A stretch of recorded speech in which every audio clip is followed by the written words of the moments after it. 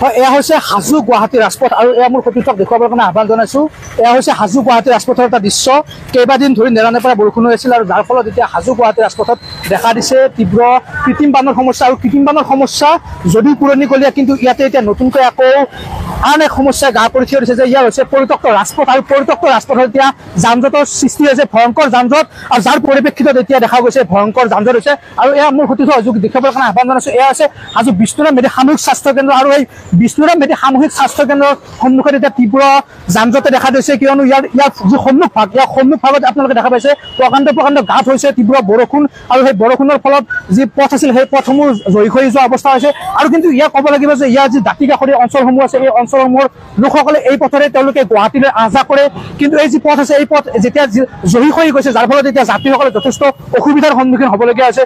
আৰু ক'ব লাগিব যে ইয়াৰ যি গাঁতে লাগি আছে, কিন্তু ক'ব লাগিব যে বিয়াগুম লোক নিৰ্মাণ বিভাগৰ যি কাৰ্যালয় আছে সেই কাৰ্যালয় হাজো বিষ্ণুৰাম মেধি সামূহিক স্বাস্থ্য কেন্দ্ৰৰ গাঁত লাগি আছে, কিন্তু ইয়াৰ পিছতো কোনো ধৰণৰ কাণ সাৰ নাই বিয়াগুম লোক নিৰ্মাণ বিভাগৰ কোনো এজন প্ৰতিনিধিৰ, কিয়নো যাৰ ফলত এই পৰিত্যক্ত বিভাগটোৱে এতিয়ালৈকে হাজো গুৱাহাটী ৰাজপথৰ যি মূল সমস্যা সেই মূল সমস্যা তেওঁলোকে নিৰ্মূল কৰিবৰ কাৰণে সক্ষম হোৱা নাই। একেবাৰে যান জঁটৰ অৱস্থা। আমি কথা পাতিবলৈ যত্ন কৰিম যি এই ৰাজপথত অহা যোৱা কৰা লোকসকলে তেনেদৰে কথা পাতিম। ৰাস্তা একেবাৰে জয়ী হৈ গৈছে, কি ক'ব? একেবাৰে বেয়া, একেবাৰে বেয়া। কিহৰ কাৰণে এনেকুৱা? এই কিহৰ কাৰণে? প্ৰশাসনৰ দায়িত্বৰ কাৰণে হৈছে।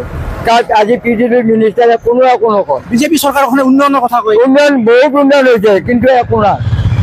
তলেদি যাব গ'লে একো ইনকাম নাই। হাজো সমষ্টিৰ বিধায়িকা সুমন আমাৰ সুমন হৰিপে কোনোদিনে অহা নাই। তেওঁ বহু ইনকাম কৰা বুলি কয়, বহুত বিকাশ কৰা বুলি কৈ আছে, কিন্তু ৰাস্তাটো আজি আমিনগাঁৱৰ পৰা কলজাকুছিলৈকে ৰাস্তাত তেখেতে নিজে ভেৰিফিকেশ্যন কৰে।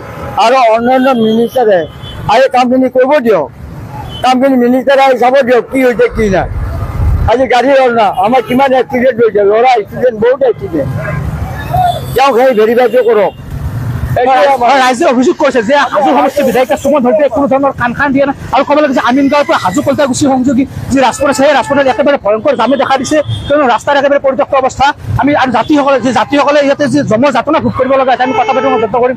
সঁচা অৰ্থত হাজো সমষ্টিৰ আছে হাজো বিশ্বনাথ মেধি স্বাস্থ্য কেন্দ্ৰ সামূহিক যি স্বাস্থ্য কেন্দ্ৰ আছে, স্বাস্থ্য কেন্দ্ৰৰ সন্মুখ ভাগৰ দৃশ্য। আজিলৈকে সুমন হৰিপে কাণত পৰা নাই। এই প্ৰতিবেদন হাজো সমষ্টিৰ বিধায়িকা সুমন হৰিপেৰ বেটাৰ আমি দিবলৈ আৰম্ভ কৰিছোঁ যে এই যি হাজো সমষ্টিৰ যি মূল পথছোৱা আছে সেই পথছোৱা যাতে অনতিপলমে তেওঁলোকে যি সমস্যা আছে সেই সমস্যাখিনি নিৰ্মূল কৰাৰ কাৰণে দায়িত্ব গ্ৰহণ কৰে, তাৰ কাৰণে বিয়াগুম যি লোক নিৰ্মাণ বিভাগ আৰু হাজো সমষ্টিৰ বিধায়িকা সুমন হৰিপেক আমি আহ্বান জনাইছোঁ।